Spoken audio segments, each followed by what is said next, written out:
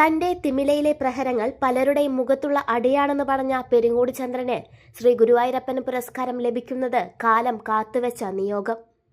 ഗുരുവായൂർ ക്ഷേത്രത്തിൽ ഭഗവാന് മുന്നിൽ പഞ്ചവാദ്യം അവതരിപ്പിക്കണമെന്ന ജീവിതാഭിലാഷം ഇനിയും പൂർത്തീകരിക്കപ്പെട്ടിട്ടില്ലെങ്കിലും അഷ്ടമി രോഹിണി നാളിൽ ക്ഷേത്രസന്നിധിയിൽ വെച്ച് ഗുരുവായൂർ ദേവസ്വത്തിന്റെ ക്ഷേത്രകലാ പുരസ്കാരം ദേവസ്വം മന്ത്രിയിൽ നിന്ന് സ്വീകരിക്കാനുള്ള അപൂർവ ഭാഗ്യമാണ് ഈ കലാകാരന് ലഭിച്ചിട്ടുള്ളത്.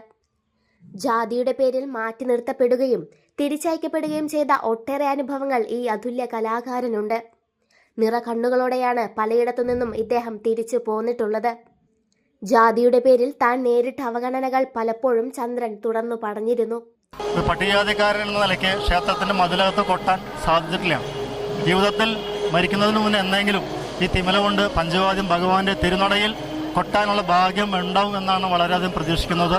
4 പതിറ്റാണ്ടിലേറെയായി തിമില വാദ്യ കലാരംഗത്തെ നിറ സാന്നിധ്യമാണ് പെരിങ്ങോട് ചന്ദ്രൻ. പാലക്കാട് പെരിങ്ങോട് ചാഴിക്കാട്ടിലെ മധുപ്പുള്ളി സ്വദേശിയാണ്.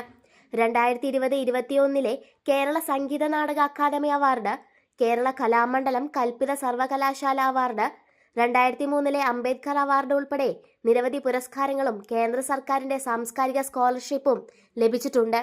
2017 മുതൽ കേരള കലാമണ്ഡലത്തിൽ വിസിറ്റിംഗ് പ്രൊഫസറാണ്. ഗുരുവായൂർ ദേവസ്വത്തിന്റെ ശ്രീ ഗുരുവായൂരപ്പൻ ക്ഷേത്ര കലാപുരസ്കാരം അഷ്ടമി രോഹിണി ദിനത്തിലാണ് പെരിങ്ങോട് ചന്ദ്രനെ സമ്മാനിക്കുക. സെപ്റ്റംബർ 14 വൈകിട്ട് 5 മേൽപ്പത്തൂർ ഓഡിറ്റോറിയത്തിൽ നടക്കുന്ന സാംസ്കാരിക സമ്മേളനത്തിൽ മന്ത്രി VN വാസവൻ പുരസ്കാരം സമ്മാനിക്കും. 55,555 രൂപയും ശ്രീ ഗുരുവായൂരപ്പന്റെ രൂപം മുദ്രണം ചെയ്ത 10 ഗ്രാം സ്വർണ്ണ പതക്കവും ഫലകവും പ്രശസ്തി പത്രവും ഉൾപ്പെടുന്നതാണ് പുരസ്കാരം.